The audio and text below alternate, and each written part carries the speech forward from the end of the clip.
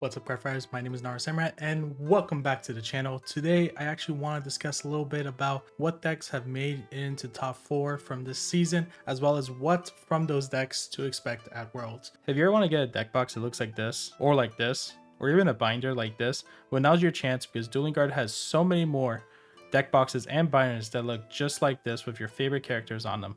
If you guys go down below, click the link and use code NARU at checkout, you'll be able to get 5% off your order and be able to enjoy some of these wonderful things from your favorite anime. If you guys have any questions, don't hit down below and check out duelingguard.com. So coming to this video, I do want to talk about these 9 decks that have been making some weird waves. Don't mind the Enos, it's supposed to be Katrina, but we didn't have a Katrina on hand, so Enos was the next best thing that I could think of right off the bat. So we're going to start off from the top over here. We have Melissa. Next, we do have Highlander. We don't have a reindeer, so Helltrotta is right here. Helltrotta is going to be used in a lot of other Bermuda decks, as well as Anj and maybe Prisms. But Highlander was the main thing I kind of saw this season because it had a lot of access to just having a lot of Vanguard swings, which is a big thing when getting into Gridora, which we'll cover a little bit towards the end. So for Highlander, the big things to worry about is the 3 Vanguard swings, because each one does something different. I mean, we got the Helltrotta being able to activate, go back into Reindeer. Reindeer is going to get us another grade 4, which some of those grade 4s are pretty scary. Some call new units onto the field, giving them 10k power, as well as others bounce and recall, and then there are the ones that just restand your rear guards. So whatever those rear guards power boosts at the current moment are, it can get pretty intense, and it being a forest clan makes it pretty deadly. And talking about units on rear guard circles, the 2 units that have been pushing Highlander a good chunk after Q-tier got hit, as well as being used beforehand, the 2 Pearl Sisters. Those are probably the biggest beaters that you're gonna have to worry about when fighting Bermuda. If they call them out early, you're gonna deal with a good match. But I do see Highlander making a reappearance at Worlds, having a lot of scary moments that it could change where things go. Following that, we do have the one and only Shiranui that's been seeing a lot of play. The popularity kind of rose when we heard about the deck set that people started buying it out, and then they're like, why not just play it? Now, with things like Esperidia at the current moment being able to have a restanding rearguard, as well as access to Mizukaze, and the Shiranui that goes to Soul at the end of its swing, you always will have a grade 3 in Soul available, so your opponent's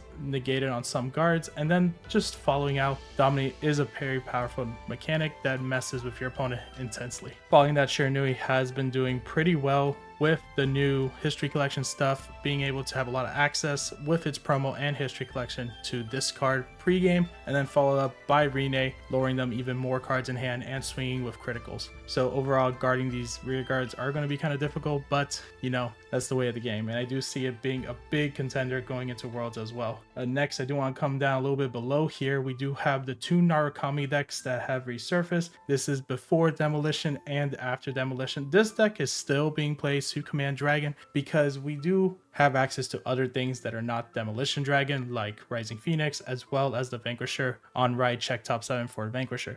Just having access to that, Nusku, as well as Mighty Bolt, we're just going to be easily getting grade 3s, so the deck doesn't get fully destroyed. And then with Rising Phoenix, if you were to run that instead, you just be able to have a unit in the drop to be able to call out. So when you activate a sweep command turn and get a free unit from your drop back onto the field, you as well get those Rising Phoenixes. So you lower the amount that you discard from hand. So you're pretty much pulling off Demolition in an alternate way because you're getting a unit called out and not have to waste a unit from hand. But you know, you pick your battles, right? Following that, we do have the new Vowing Saber deck. Old, new, has different ways. Vowing Saber was a big thing back in the past last year because it had access to Stunverse Dragon, which be able to give it a lot of power, and you distribute several, like about 8-10k powers onto the board, sometimes 5k if your opponent chose to buy more units. This card probably had the most play back in the day, and after Stunverse got put to 1, kind of went to rest, but is on a reappear because now with Vanquisher starting off the game, we could get a significant bind zone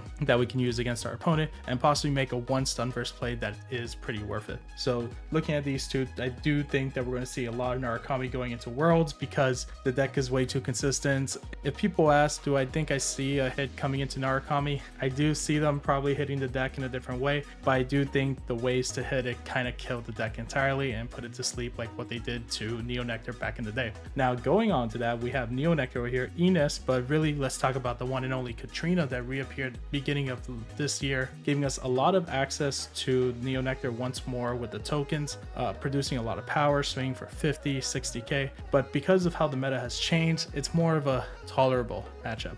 We don't feel like we're over bombarded with attacks that are much higher than they need to be. We have a lot of options to guarding them, and surviving them is a lot more easier. Now with this, I do think Katrina is going to have a tough time going into the Narukami matchup, and as well as possibly the Shiranui matchup, and definitely is losing that Ghidorah matchup. Now while being a good deck, if it does get its early game really well, I think it's pretty much got the game. But if it starts pulling into late game, they are going to be seeing a lot of troublesome stuff. I could be wrong, someone can give me their own opinion, which I really would be grateful for. But with that, I do see a lot of difficulties going into there. Next, I do want to go a little bit off what has been topping, and a deck that we haven't seen a lot of, but has gotten a lot of support with History Collection as well as with their deck set, and that is the one and only Chronojet Dragon. Chronojet Dragon has access now to not only History Collection's Stride, so that they can stride to have GB early and start time leaping, but they also got their deck set with their crest that we've been seeing is very difficult to get off because we got to get the Mazer gear in hand. But towards the end of the season, right around Georgia, we finally got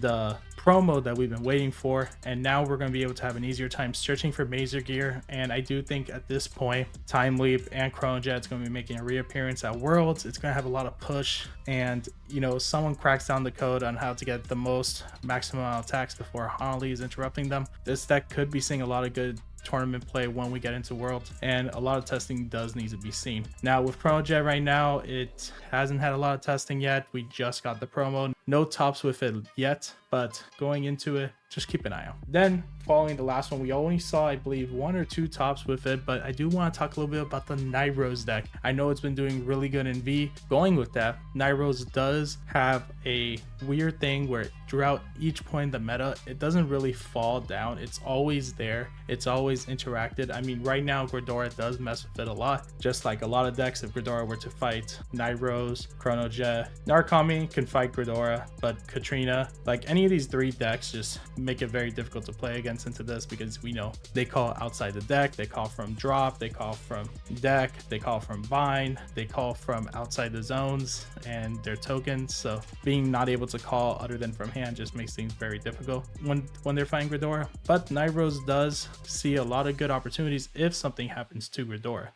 Just having access to that drop and be able to toolbox so much just keeps them very relevant. And Skull Dragon not being hit as of yet, after so many people have said back in the years that Skull Dragon's way too strong of a card, you know, if it's here now, it's gonna see play again, and that's exactly what's gonna happen. Now going into the last thing, I know I've been talking about Ghidorah through each one of these. I would like to say that Ghidorah, scary enough, is probably a card to expect at Worlds, but at the same time, I just pray with Melista and Eve Loop here getting hit with the Maturo ban, they also think about talking about the grade 4 Ghidorah. I know we don't have a grade 4 Ghidorah right here, but I do want to say that just Ghidorah are not decks that you want to see at Worlds. You want to see a lot of good competitive play, and I do think Ghidorah is a very technical deck and people do have to play it. It's not free to win, but just the fact that your opponent can't do much in the game is not a good community game state that you want to see. No one wants to watch a Ghidorah player stop a Grand Blue player from playing. They want to see the Grand Blue player do something, right? So with that, I do think Ghidorah is a contender to see at Worlds, interrupting people's plays, but I do pray that they think about hitting the grade 4 to at least 1 or 2, just so that your opponent can just survive 2 strides and then hopefully be able to commit to the game and do something. But with that, that's pretty much what I did want to talk about in this video. Things that we're going to see, what to expect, what do you guys think is going to take Worlds in February, and let me down below. I do think this is going to be a very interesting season. We have all these cards and some things that we haven't even talked about. Honorable mentions like Harry. Derek Dow did an amazing job with Harry at, I believe, Miramar or Sydney, and I do want to see more of that coming in with more of these games coming forward, these crazy deck ideas. Harry itself is a pretty good deck, but you know, I know Vanguard has all these secrets going around, different decks that are going to take the meta, and some games that are going to take it by storm. You know, we may even see a reappearance of Steam Maidens again. It's pretty much very difficult to tell. But if you guys like this video, do check down below for different discounts with 50card.shop as well as Dueling Guard. And if you guys want to see my next video or have opinions about what you guys want to see next, please let me know down below. But other than that, thank you so much for coming. See you in the next one. Peace.